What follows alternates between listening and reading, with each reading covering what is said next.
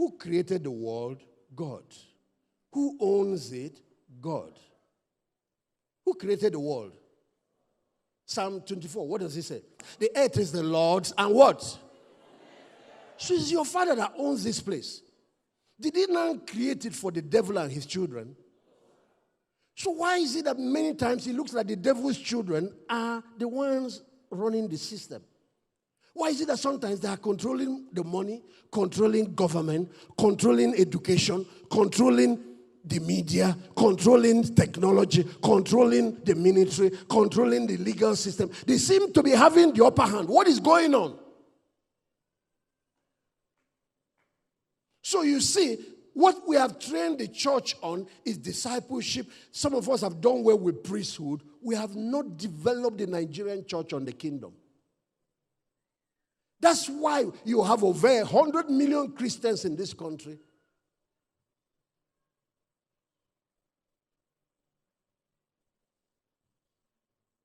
The reason that is going on, Luke chapter 4, verse 5. When Jesus was tempted by the devil took him to a high mountain and showed him all the kingdoms of this world in a moment of time. Everybody listening, you are going to go with a breakthrough key now. He showed him all the kingdoms of this world in a moment of time. And the devil said to him, all this power, I, the devil, will give thee. And the glory of them, for it has been delivered to me. And look at what he now concluded. To whomsoever I want, I give it to. To whomsoever I will, I give it. The God created it. God owns it. But who is running it? And that's why a lot of things are going wrong in our country, going wrong in the nations of the world. And Christians are wondering, what's happening? And some of you actually think God is the one running the world. But don't you know that if God is the one running it and babies are dying like this, human beings are being butchered, then maybe we need a change of government.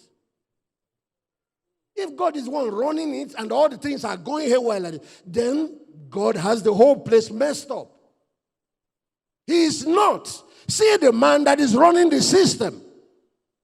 The question he should be asking, he said, it has been delivered to me. Who delivered it to him? Before we even get to answer it, let's establish that he's the one running it. 2 Corinthians chapter 4, verse 4 said, for the God of this world has blinded the minds of them that believe not. Do you know why it's so hard to lead people to Christ, to open their eyes? If you leave Nigerians the way they are now, they will, with open eyes, carry themselves and put into another political fix for 8 years. Was our eyes tied when we got into where we are now? Were people not warned? A group of people came out with some lies and marketed it, and they used all the whatever, and the whole country believed it.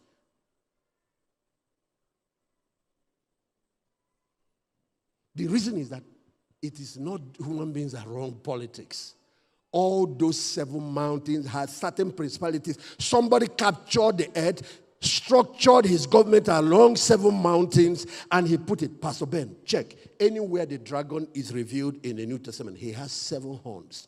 It is his dominion over the 7 mountains. But anywhere Jesus is also revealed in the New Testament, like in the book of Revelation, is a Lamb of God having 7 horns. The God of this world is the dragon, is Satan. The first thing he does when he captures a territory, he puts a blindfolding power on people. Whatever that will be for their good, something just holds them from seeing it. Which is why if we don't pray and if we don't get up to walk, history will repeat itself.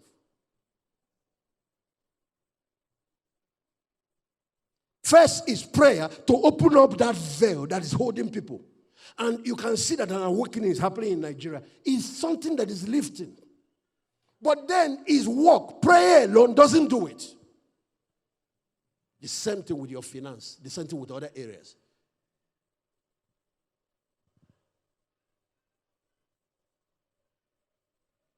If you go to Revelation 12, you will see the dragon.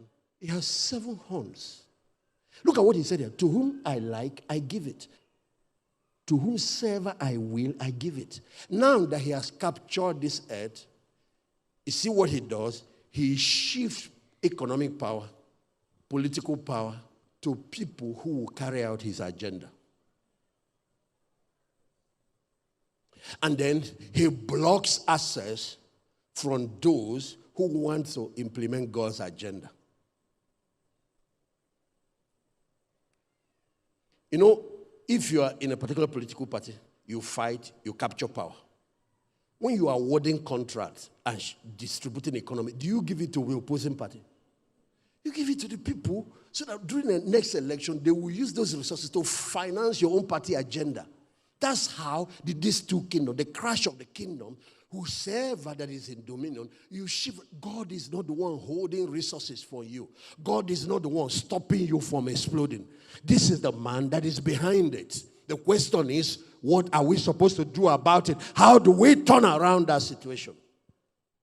Meanwhile, who handed this power to Satan? Adam. Who was the man God gave dominion over the earth? What is the Son of Man that you visit him? You made him a little lower than angels. Look at it. And you have crowned him with glory and honor. This is what God did when he created man. And look at the verse 6. And you put him in charge. You made him to have dominion over the works of your hand. And you put how many things? How many things? How many things? So I hope you know what Adam did. It's called high treason. And in every country, treason is punishable by death. It's the highest form of betrayal. Because what he did, he brought God's enemy and handed power, handed the planet to him. And he didn't just hand him the earth. He handed all of us over. That's why we needed a redeemer. That's why we needed redemption. Brought in God's enemy and handed him. And of course, the first person Satan captured was the man that gave him the power. Because that's how he is. He's very mean. He took Adam, took his wife, took their children, and then turned the whole place upside down.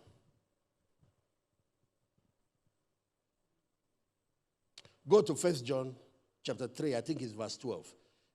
Adam had the first two boys. One was Cain, the other was Abel. Abel became a righteous person and wanted to follow God. Two of them went to offer sacrifices. God received the sacrifice of Abel. Cain began to follow Satan. So from day one, Satan has entered family.